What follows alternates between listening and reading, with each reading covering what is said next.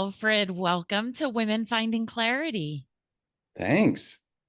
Super excited to have you here. You are only our second male to come onto the show, and I so appreciate the clarity that you're bringing to this audience. Well, great. Let's hope it lasts for a whole conversation today, because you know how clarity is, it kind of comes and goes. I mean, true, especially with age, right? As I'm thinking about all my gray hairs. Right. No, honestly, you and I have talked before. Excuse me, you've walked me through what you do, and I had that experience, which we'll delve into in a few minutes. But I don't think that holding a lasting conversation is going to be a problem for the two of us. Okay. So, I've read your bio and listeners have heard your bio, but let's really just step away from the proper and let's talk about what do you do, my friend? Whoa, gosh. I do all kinds of things. I mean, it's so interesting when I'm in my 70s, the whole notion of identity keeps shifting. Now, identity has really shifted all through my life. I mean, I think it just does, as we grow. But it's been a real shift in my 60s and into my 70s because I kept stepping away from roles I had been in my 50s that I was really kind of very identified with. So what do I do? Okay. In some ways, I identify primarily as a writer and a painter. And so that was always to the side because I never made any money. And what people really wanted to know was, how do you make your money? I mean, that's a question that in Europe they never ever ask, because it's considered impertinent and really, but of course in North America we're just, yeah. So the day jobs. I love it. So, no, you do so many things, and Yeah. you're so right. In Western culture, it's very much when you meet someone, it's what do you do? But the real question in the rest of the world is who do you be? Yeah. Right? Yeah. Yeah. Yeah.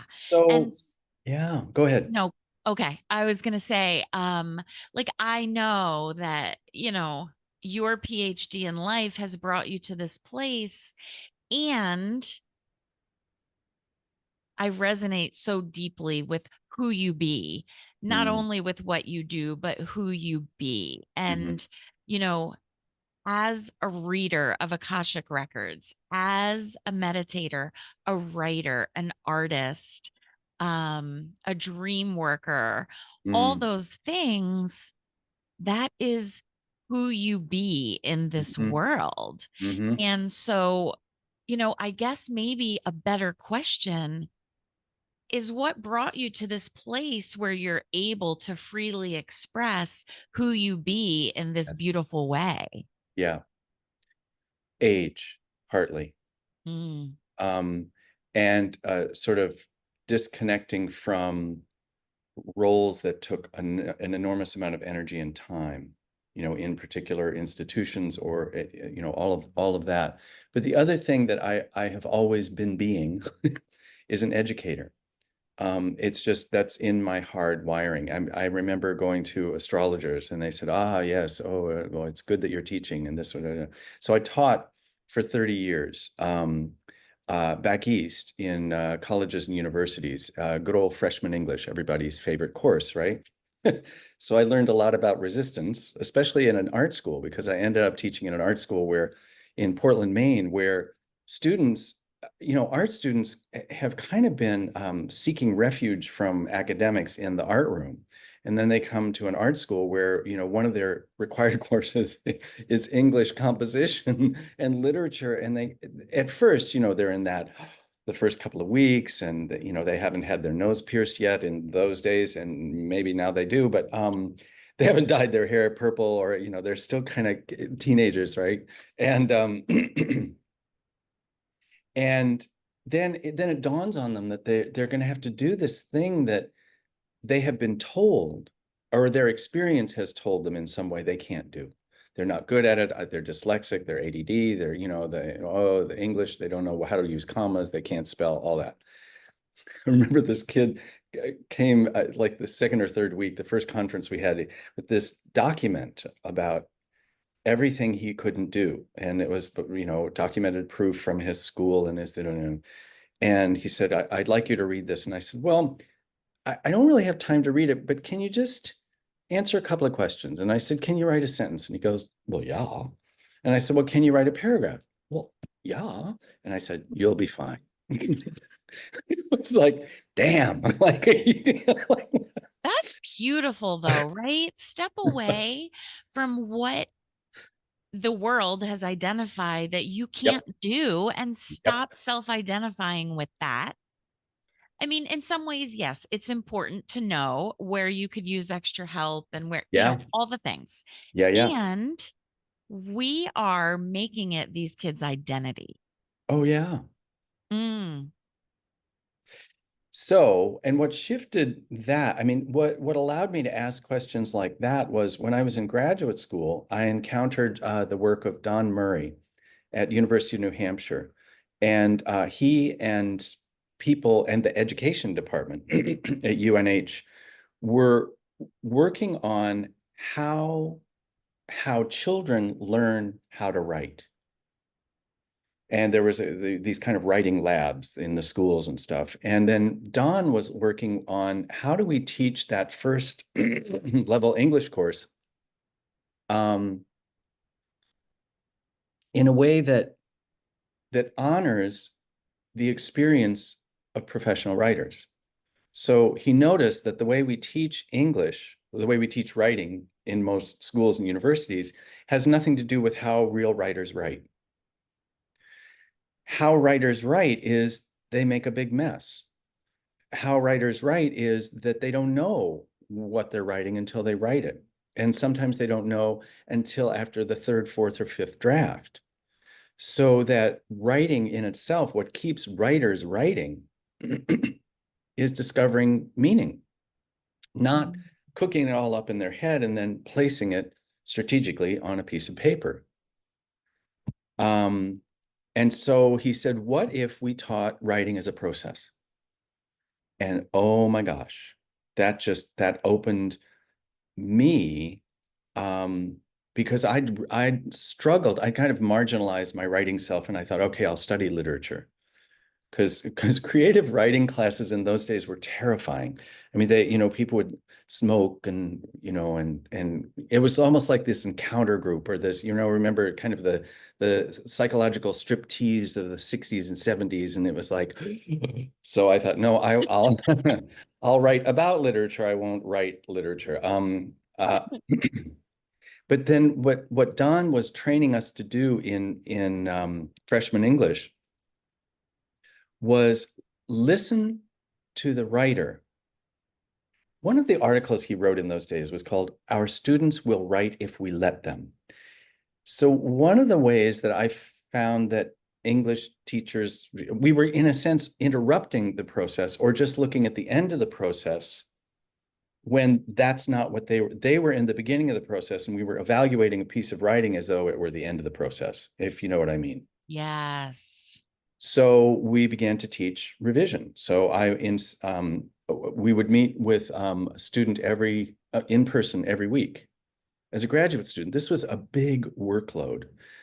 Luckily, I loved it, partly because the energy in that English department was just electric. And all of a sudden, English 101 was one of the most exciting courses on campus.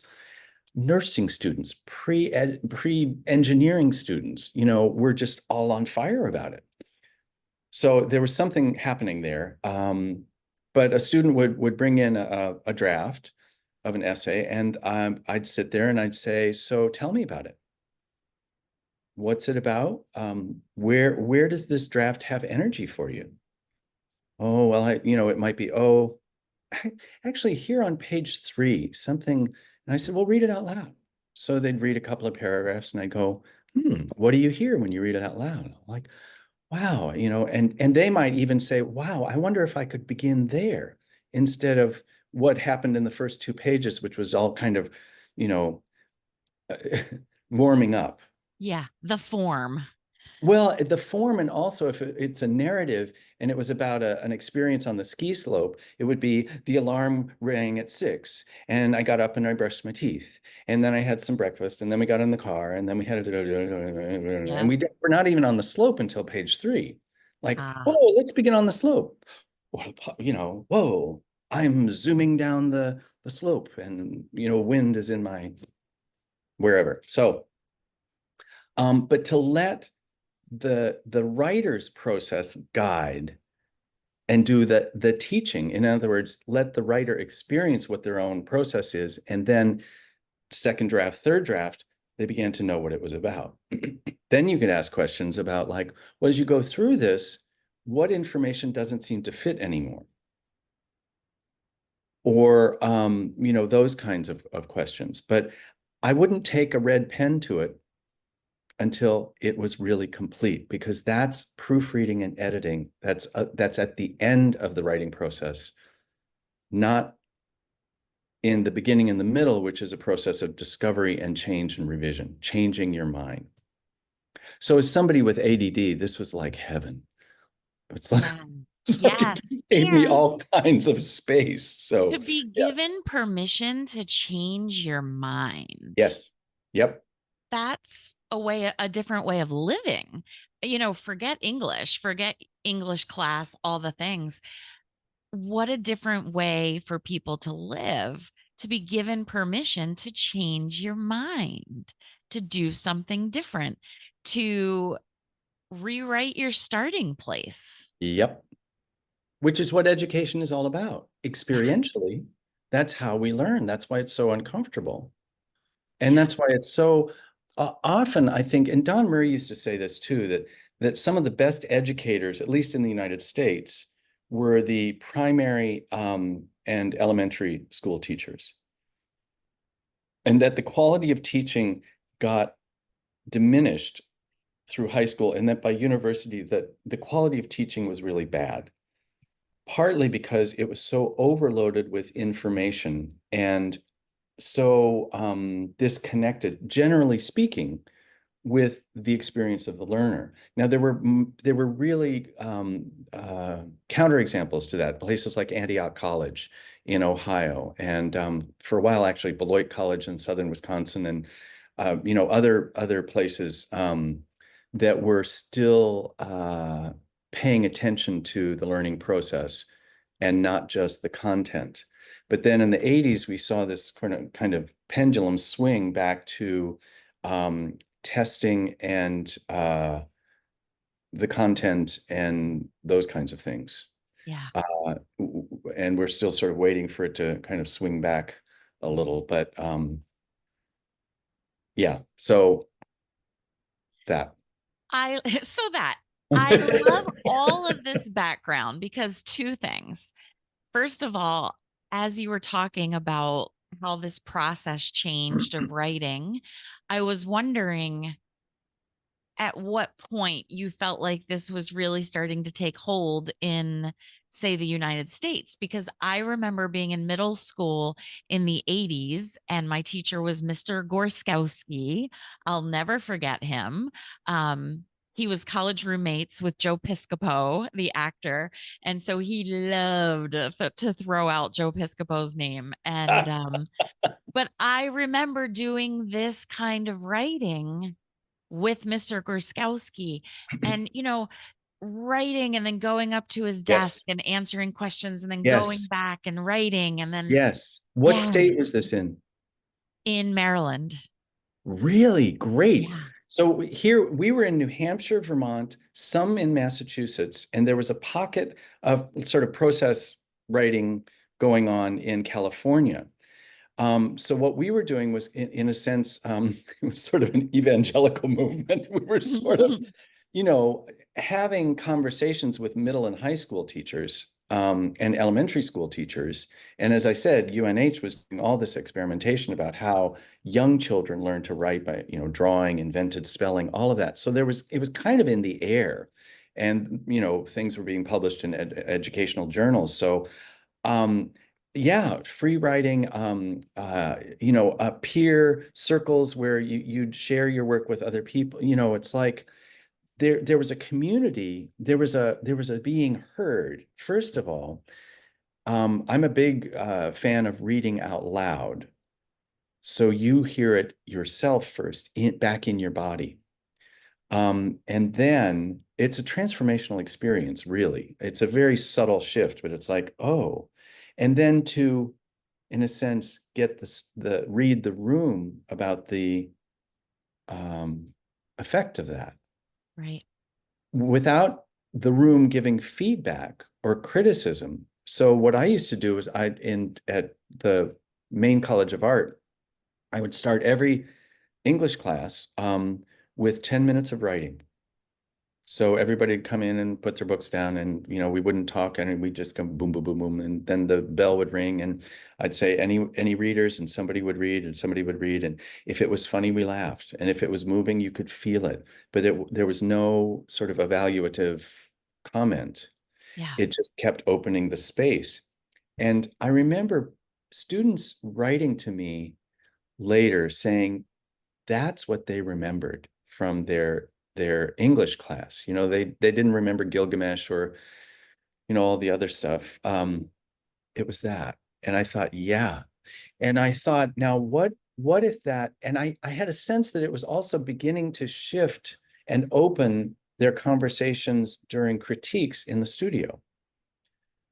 And also they were in a community. They were experiencing themselves in English class as a community in a little different way than they were in the studio. So all of that was beginning to filter through. It was like a unintended impact or benefit. So there was something about the voicing that was extremely important. And I still think it's important. Whenever you're writing something, read it out loud. How does it sound? And then let that help guide the revisions, or though seeing it differently. Absolutely.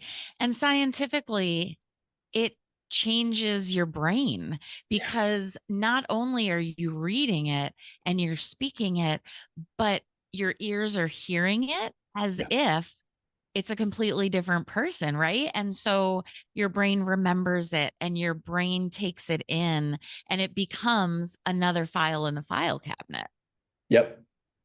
Yeah, beautiful. There's so much I love about this conversation.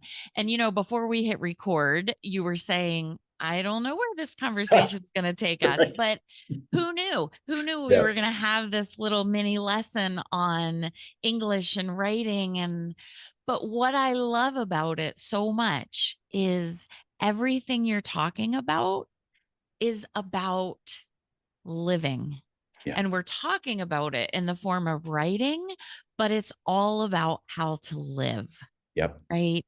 And so I really, with you, want to delve a little deeper, if we can, Hmm. and move into not only the energetic space, Hmm. but the Akashic record space. Hmm. Because I could talk all day about a million different topics, Hmm. but I had an Akashic reading with you, and it was life changing. I don't know if you could tell by my reaction, but I I wished I had recorded it, to be honest with Hmm. you.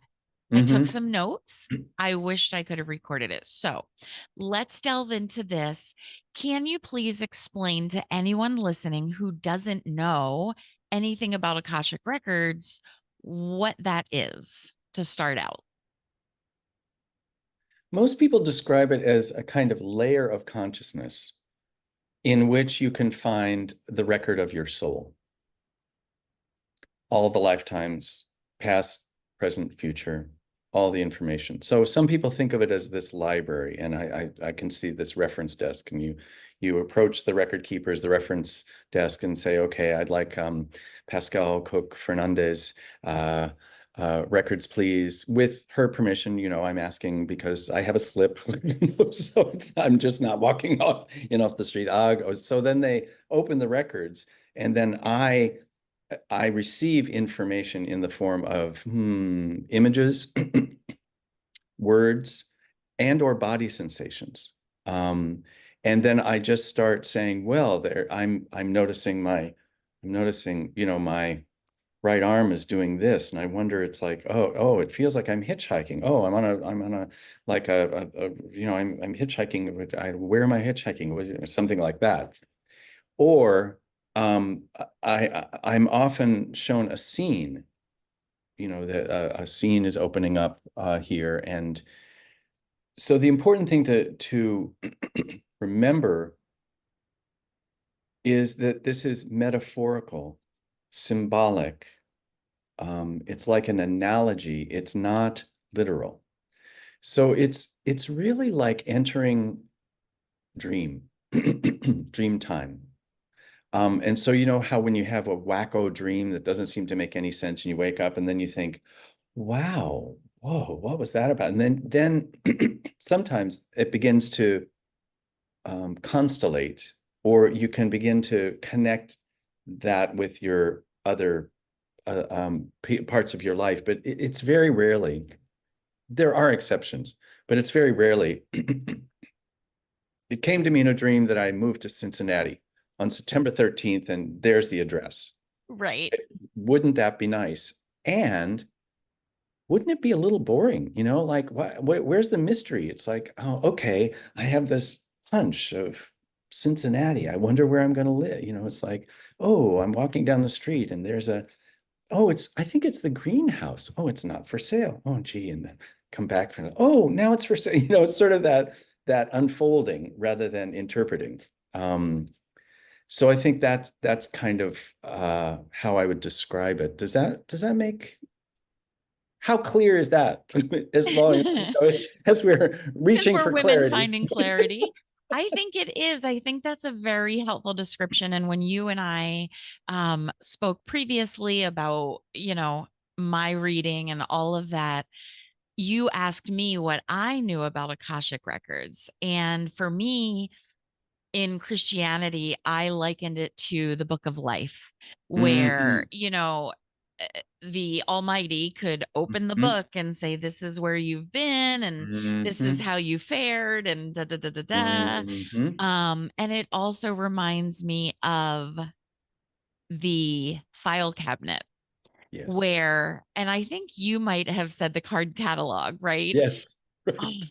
I would love to have an old card catalog. Anyway, that's a squirrel moment right there. But You can it probably reminds find them in a me, junk shop. I feel like they're so rare now, and I find them on sale, like online, and they're thousands of dollars. Oh, Yeah. My local library, quick squirrel moment here. Our local library has an old card catalog, and they use it to catalog seeds. And so interesting. people can bring in seeds, you can take seeds. Is that not the most beautiful thing? See, that's a librarian's resourcefulness at work. Yeah. How do we store, catalog, and retain and make accessible all kinds of information and objects and things like that? Librarians, oh my gosh, they're so wonderful. So, Yeah. And so you literally are like the librarian. well, You're I think I'm the one who has permission to. You see, I'm not a record mm, keeper. So the librarian image would be more like that's the record keeper. And okay. then they're feeding the information to me, and sometimes it feels like we're in the library together, if that's kind of where we find ourselves. And Yeah. sometimes it seems like I am reporting almost to, I'm coming out of the reference room, or I'm at the door or something. So there's this kind of spatial relationship. Uh, uh yeah. That makes so much sense to me. I'm a big visual, like I need to Mhm. have a visual. So for me, you're the person coming into the library with a backpack on the Yeah. shoulder and saying, here's my permission slip. I need to do research on this Yes. person. Can you help me? And then you start to kind of give the research that you found. And then it might even be like, okay, we open the book and you and I are looking at it together. It's like, oh, look, okay, here is like, oh, and then open. It's almost like it begins on the, it's like a one of those illustrations in a book that opens into a scene. You know how you kind of open into in a movie or something, Yes. fairy tales, like, oh, and then all of a sudden the squirrels are talking and things like that. It's kind Yes. of Yes. I love that. And so let me ask you before we start delving deeper, how did you become an Akashic Records reader? my, yeah. Well, I a coaching colleague um got interested in them. I won't give the whole story, although it's a Sure. pretty fascinating story about how she got there. And uh, she had been my cohort leader when I certified 23 years ago or something. And we'd kind of lost touch. I was uh, on the faculty of another coach training um, school that had close relationships to the other school, and so I heard about her, and we were still kind of in the larger collegial pool. But at some point, I decided to send her an email. I said, let's just have a catch up coffee. Like, what are the what are the last 20 years been like for you? And um, and she said, well, she's doing this Akashic record thing. And I said, well, what is it? And she said that, and she said, well, let's do a session sometime. So I did a session, and it was, I mean, I'm also an astrologer. So I'd been working with an astrologer for many, many years, and still am. She's still in the state of Maine. And so every year I get a solar return. And that's kind of how I learned about astrology, was through my own chart and the progressions and the transits and things like that. Um, so the experience was in the imagination, which I'm pretty at home in, and it was connecting to my own intuitive sense. So even though they were metaphors that seemed maybe strange for me at first, almost like this dream. So it's like entering the dream, and I thought, and I love dreams. So it was very useful, but it was also really useful in this way that was hard to describe, that there was a through line into the third dimension in my life here in Vancouver, British Columbia. Um, so I started working with her, and then I got curious, and then I found someone who trained. Actually, I heard her on a podcast. Her name is still Laura Coe, and she's in Chicago, and she has a book, she has a bunch of books, but the important thing is she has a school called the Little Soul School. I Oh, know, and that's what I stop. did too. And the website has like this little line drawing about a little school, and I thought, it's this is about my level. Other websites were much more wells and bells and whistles and things like Yeah. this, and very, very professional. I thought, oh dear, no. Little Soul School, that sounds about my speed, as an educator and a learner. And so I did her level 1 and level 2, and then just started practicing, like, oh, I call people and say, hi, I'm doing this thing. You want to, let's do a session. And what was that like for you? Da, da, da. Um, and then I wanted to do more training, but there wasn't anything that she was offering right then. And so my coaching friend's teacher was opening up a level 1, which was very extensive and quite rigorous. And the curriculum is really brilliant. And her name is Bryn DePell, Brynne DePell, Dippell, I think it is. And as an educator, I was so impressed with how she had put this, and it was something like 6 weeks long with sort of homework exercises of things you could do in your own records along the way, and practice partners and things like it was really, really great. And I felt so held and so guided and so like that. So that was my second. And then I did a very brief stint with someone in England named Susie, who just makes me laugh. She's like in the north of England, and her internet kept going off and her dog were barking and stuff. I loved her too. It's like, oh, some kind of sister. Yes. And then I would be doing practice sessions with people from all three of these schools. Which each had a little different attunement, and that was really cool. So I just, as I practiced and practiced and practiced and did more training, I just it grew from that. It felt like a sort of organic It was an evolution. evolution. That's it. Yes, that's the word I wrote down as you were talking was evolution. If you see me looking down, I'm not distracted. I actually like to jot notes down or, thoughts that Excellent. I don't want to forget to Yeah. bring up for you and all of that. But Well, this, something I want to add here oh, is yeah, that I went through all of this rolling my eyes, going, "Oh, come on, Akashic record." I mean, one of the things I love about Laura Coe is she's from the Midwest. So I thought, oh, at least she's not from California. Sorry, Californians, but really, it's yeah, that mid, and I'm originally from St. Louis, and so we have this kind of middle of America, corn fed, we know what's happening. We know what's what. And those people on the other edges, we're not so sure about. But so there was that. But also, and I go through this, I've always been through this, a skeptic, like a strong skeptic who's really going, that can't be real.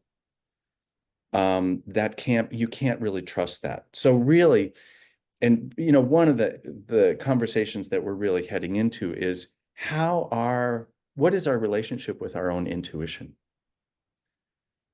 and how has that been shaped culturally, how has that been damaged culturally, and how is that being repaired culturally, if that makes any sense. it makes complete sense. Yeah. And I will tell you, I love and appreciate that you own that you were a big skeptic and you were like, whatever. Yeah.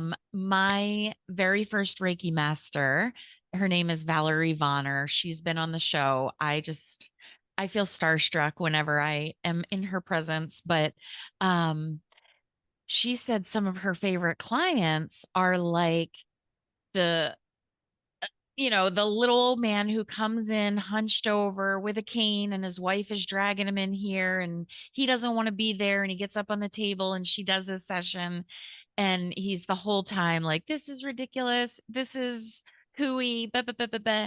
And at the end of the session, he jumps down off the table, standing up straight, doesn't realize he's not using his cane. And, you know, she's like, you don't have to believe it for it to work. Yep. Yep. And I think that that's important to know. You don't have to know Right. all the ins and outs for it to be true, Yep. useful, Yep. all of that. So let's do jump into intuition, please, Yeah. Yeah. Yeah. because that is one of the biggest things that I love to talk about with clients is that place inside of you, that place that is your true self with a capital Yep. S. And in order to really lean into your intuition, you need to know that little place inside of you in a big way. Exactly. Yeah. So, how do you work with your clients to really hone their intuition and learn to trust their intuition? Well, I often have to get a little cagey or sneaky about it, because as a professional executive coach working inside organizations, you got to, it's like doing undercover work in some way, it's like you Yeah. kind of sneak it in. Like, It's not the um, sign on the door. it's not the sign on it. Yes. Intuitive readings here. One of the great things I have to say, though, about my coach, especially my first basic coach training, was there was a whole piece around. They weren't necessarily calling it intuition, but that's what it was. It was there were three levels of learning. I mean, not learning, listening. Level one is I'm really aware of my own experience. Level two is I'm over there listening and being empathetic and like really imagining and hearing your experience. And then level three was listening for what's not being said, what's actually in the space between. Ah, that's intuition, right? Now, it's tricky because first of all, where is the knowing located? So every once in a while, what I would find myself asking a client, a coaching client, is how do you know what you know? I mean, that's a showstopper right there, right? It's like, I I don't don't know. know. I just Well, know. or then, so how do you make decisions? So if you start talking about decision making and what I would have people do is just kind of chart their process. Okay, what just make a timeline, like how do you go, what are the different steps? And so they would outline them, then go, they'd check it out with someone else, or they'd go research, they'd go with something like that. And then lots of times it's sort of like they'd come to the end of their own process and they'd say something like, finally, I just go with my gut. That's intuition. Bingo. So there's, and then from a point of view of astrology, sometimes we can think of that deep water intuition, knowing that's associated with Pisces and Neptune. And then there's the kind of flash of insight that seems to come from a radio tower like Uranus, you know. So there are these maybe uh two, probably zillions of others, but they're it's like receptors. One is the kind of the Aquarian, Uranian, and then the kind of watery, oh, I don't know how I know, I just know. I had it in a dream, I have this hunch. And so one may experience it as thought, body sensation, image. Again, we're back to these kind of receptors. How to receive information. Intuition is just a form of information. Oh, it's sort of like, well, that kind of normalizes it. Um, uh, and because I've done so much work with women leaders, often in nonprofits. Oh my gosh. And how do I want to say this? It's so many of my clients were excellent leaders, but they were blindsided by the system they were in. So let's say they had a leadership model or leadership values or leadership wisdom that they brought to a role. And under stress, I kept seeing them defaulting to a leadership model they didn't even believe in due to Ah, pressure of the organization or the culture around them. I used to, I don't know if I should go on tape on this, but I used to refer to it as Mussolini in a skirt. You know, all of a sudden they'd be doing this stuff that they didn't, and it was sort of like it was unconscious, and it was like, so that was a really interesting crisis point in their leadership. And I love what you're doing right there. For anybody who's only listening and doesn't see the video, you had your hands kind Yeah, of close together and they were vibrating. yeah, And that is what that space feels like that you're describing is the pressure, the really the rough edge yeah, that of the two coming together, and yep. there's just that space in the middle where they don't. It's oil and water, right? It's where the ocean meets the fresh water. They don't And that mix. space between that dynamic tension is exactly where leaders need to learn how to stand, Yeah. male or female. or gender neutral or whatever else is going on. Doesn't matter. That's part of the job now of leadership in this time, to and it's enormous pressure, and it costs a lot. I don't care who you are. I don't, no one comes through leadership unscathed. Right. Arnie Mindell used to talk about how he had a whole sort of chapter and wrote about the leader under attack, because as a leader, you will, it's guaranteed, you will be, especially in this atmosphere that we're creating in we have created in North America. I remember Donna Sajek wrote a book called uh, Political Leadership Coaching. And she was wanting to bring leadership coaching to people who are in public office, and she talked about that whole dilemma of the culture of attack and how it's impossible really to govern from Yeah. that place. And we're seeing the evidence of that. And so how do we disconnect from that and begin to once again turn to one another and listen,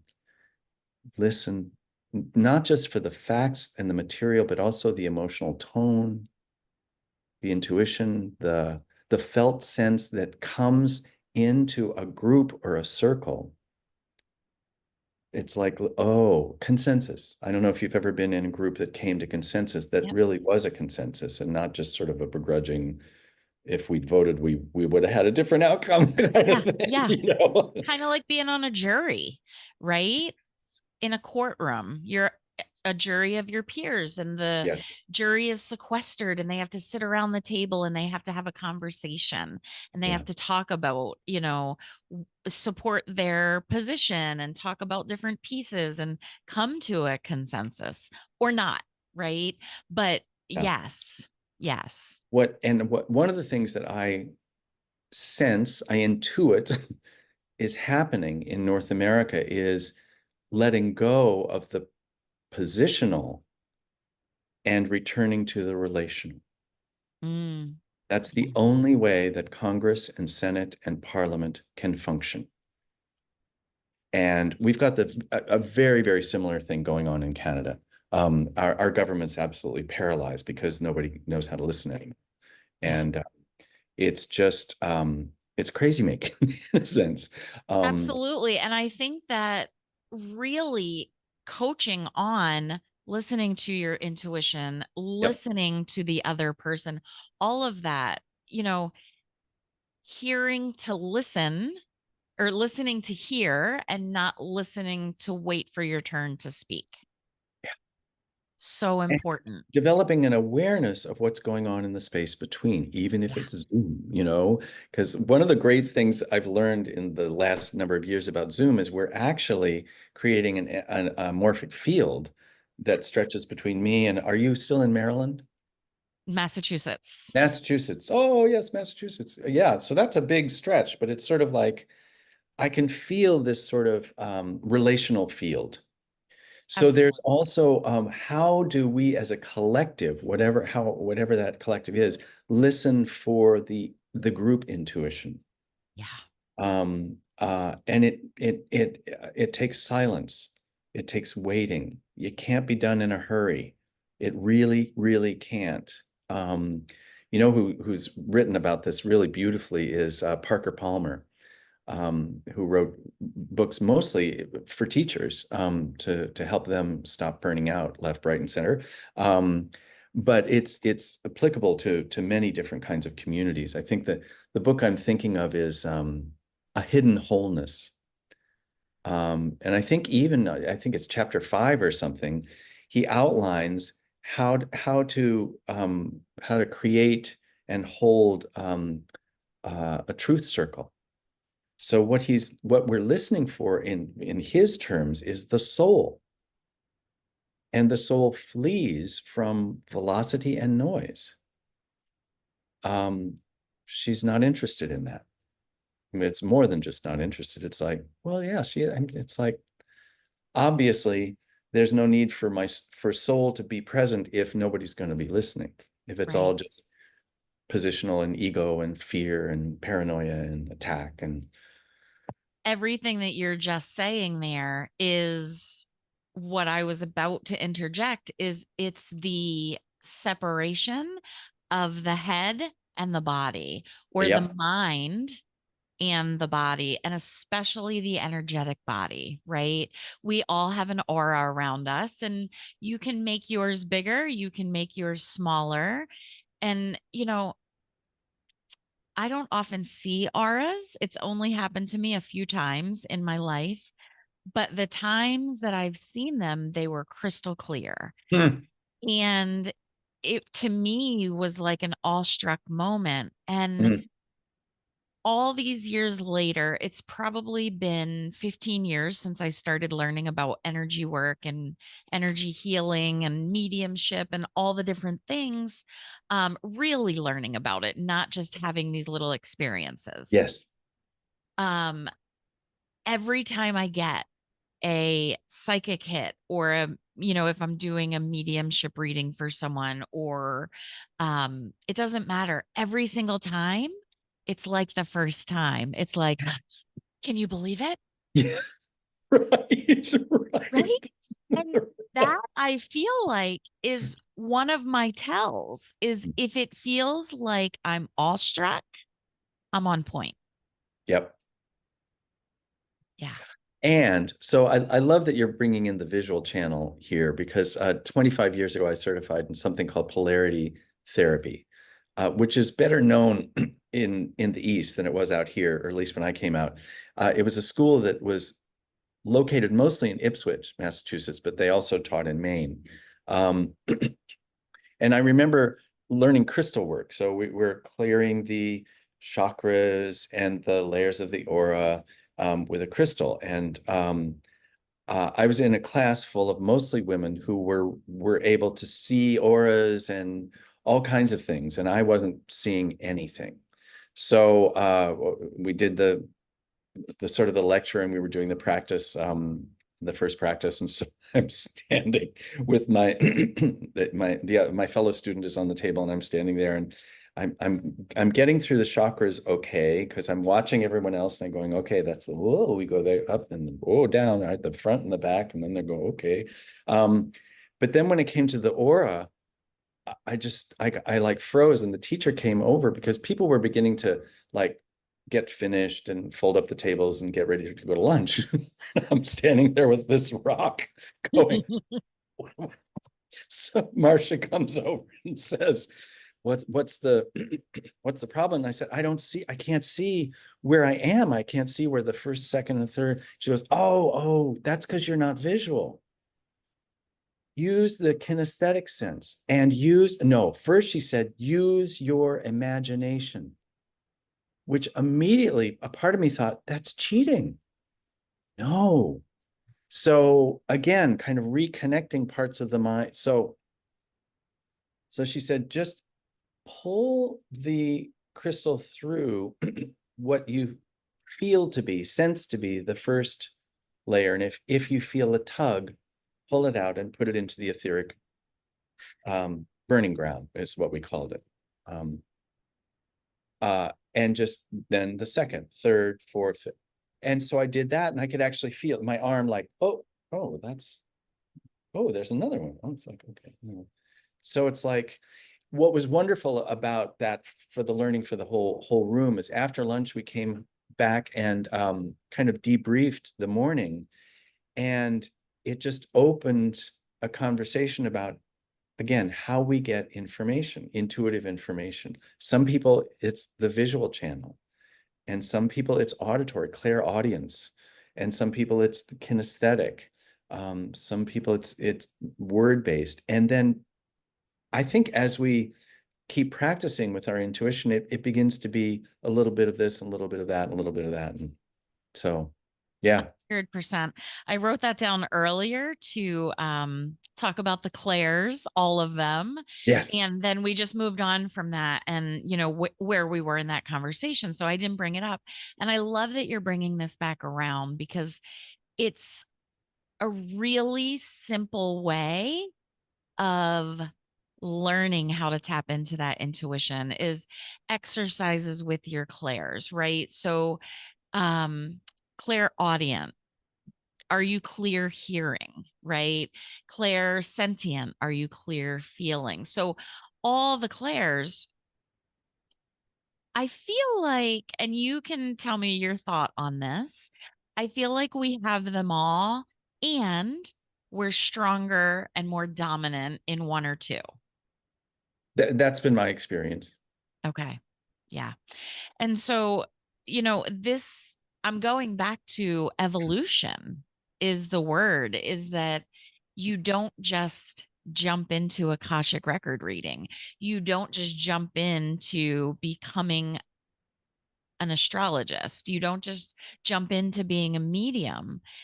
There is, what I've talked about in my business is what's your PhD in life, that where you can Hmm. look back and Hmm. say, this is where I've been and it's what brought me here.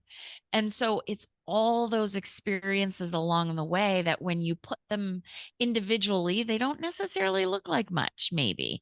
But when you put them all together, it's an evolution and the picture starts to become more clear. And I'm Hmm. covered in chills now, so I know this is truth for me. Um, and that I feel like is the not the advice, but maybe what I am drawing out of this conversation for anyone who's listening is take what you're hearing in this conversation and look back at your PhD in life and say, when was a time where nobody told me what to do? I just instinctually knew. Yeah.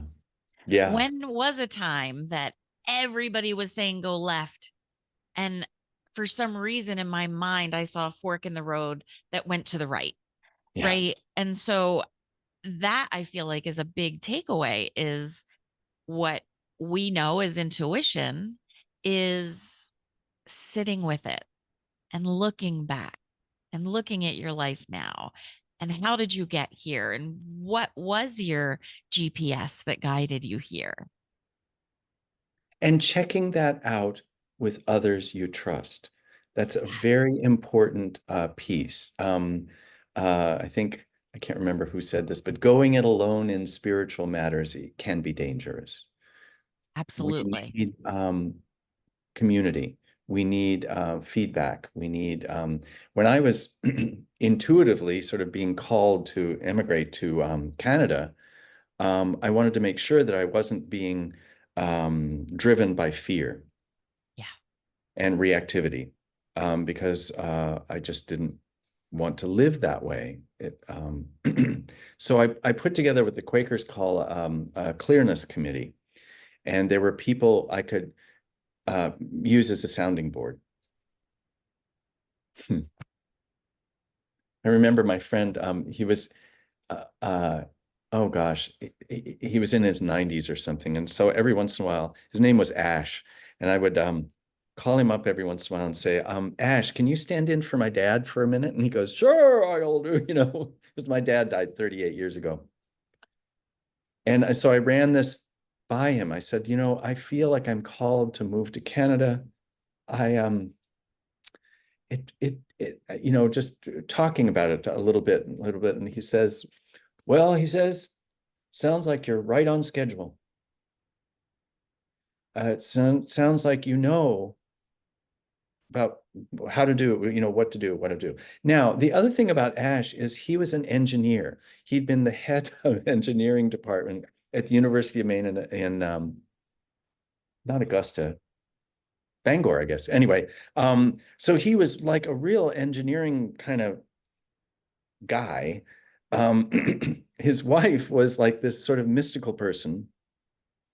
And together, they had this extraordinary marriage that, in midlife, they started doing marriage encounters and personal growth things, and they dedicated their marriage to individuation, which was worrying their children who were middle-aged and trying to live more conventional lives than they were just going further and further out there.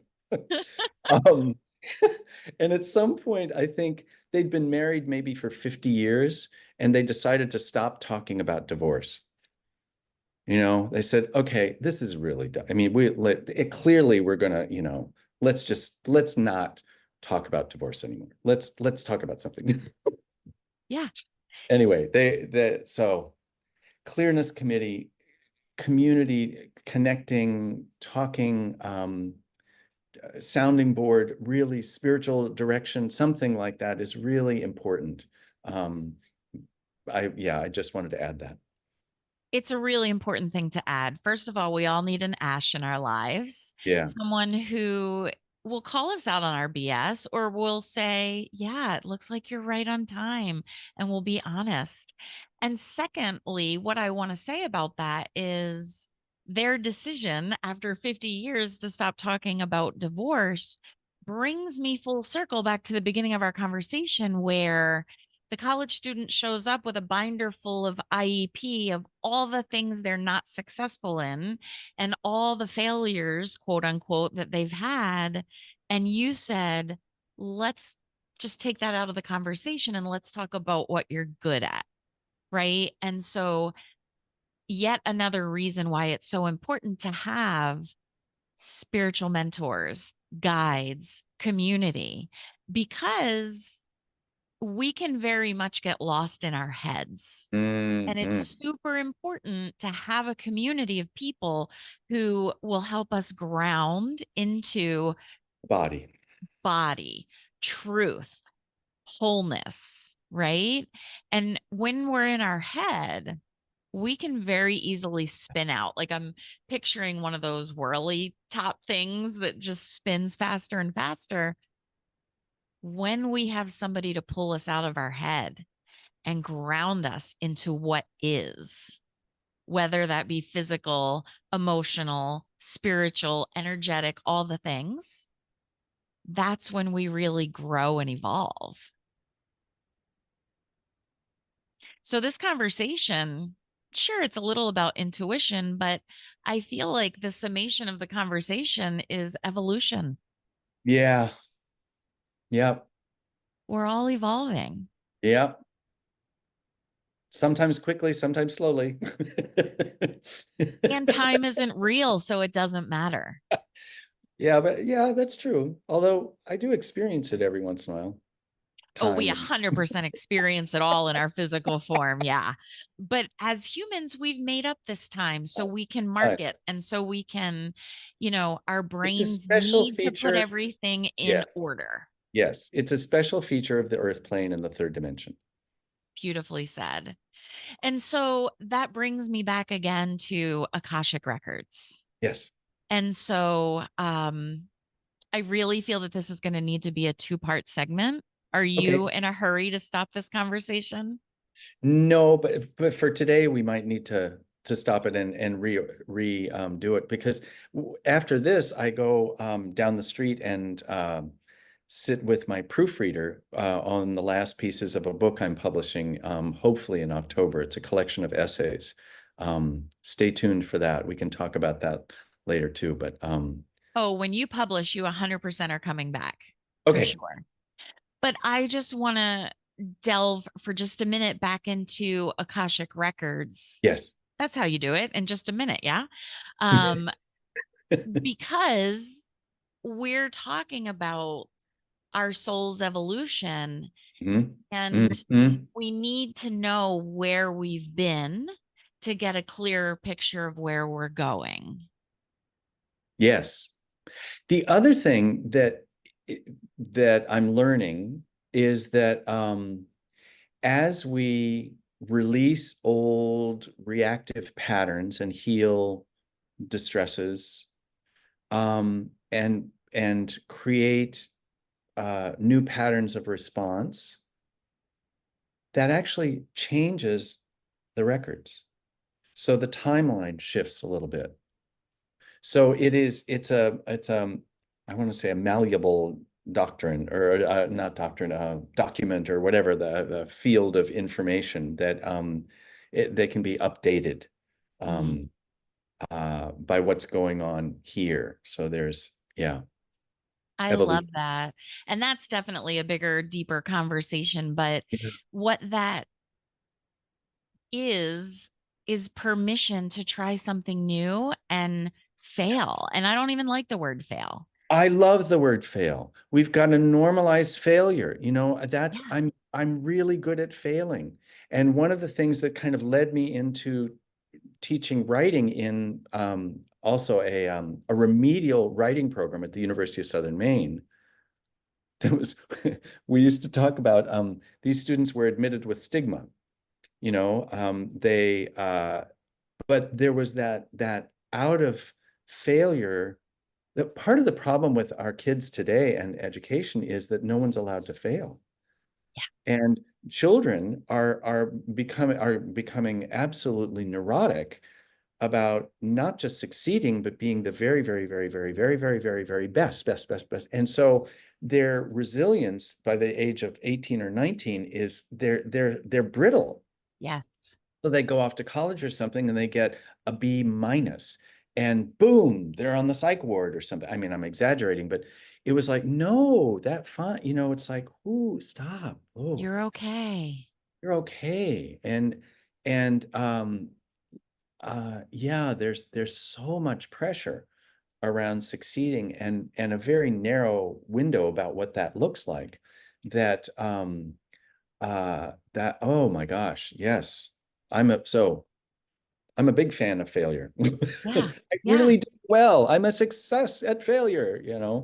And Absolutely. that's the richness that has come out of my life because it's actually helped the GPS. It's helped expand my level of acceptance and compassion for myself and all beings because this thing we call failure is, as you say, doesn't really exist. It certainly does not exist for artists and writers. There is no wasted effort, even in the pots that broke in the kiln. Right. You can put them back in it's recycled. There's no, that's why um, there's a certain resilience to working artists because they know that it's all process. Yeah. And yeah, every once in a while, oh, look, a pot that's lovely. Yay, great. But you're back in the studio the next day, still facing the clay, which is just this big wet lump. I love it. I love it. I know that we need to close out. So I don't want to. I want to talk for 2 more hours. And as we're wrapping up here, is there anything that you'd like to offer listeners? Yes, I'd like to offer your listeners a 30-minute Akashic Records consultation on Zoom. And should Amazing. should we close out a particular time of that, or I don't know how many people are going to listen. Should we say it in perpetuity? That is completely up to you, my friend. Yeah. I So think if you're listening and it's not like 2028 and I'm still alive, or maybe even if I'm not still alive, I don't know who you pay, but anyway. if you want to do it, one per person. And how is if they would like to take you up on a Yeah. 30-minute Akashic record reading for a discount, how do they contact you?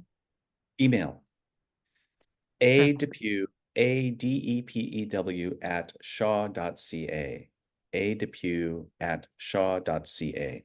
That's perfect. And I've I already don't put I that in don't have a show website. notes. Hmm? No, totally fine. Okay. I've already Okay. put your email in show notes. So it's an easy, just click and go.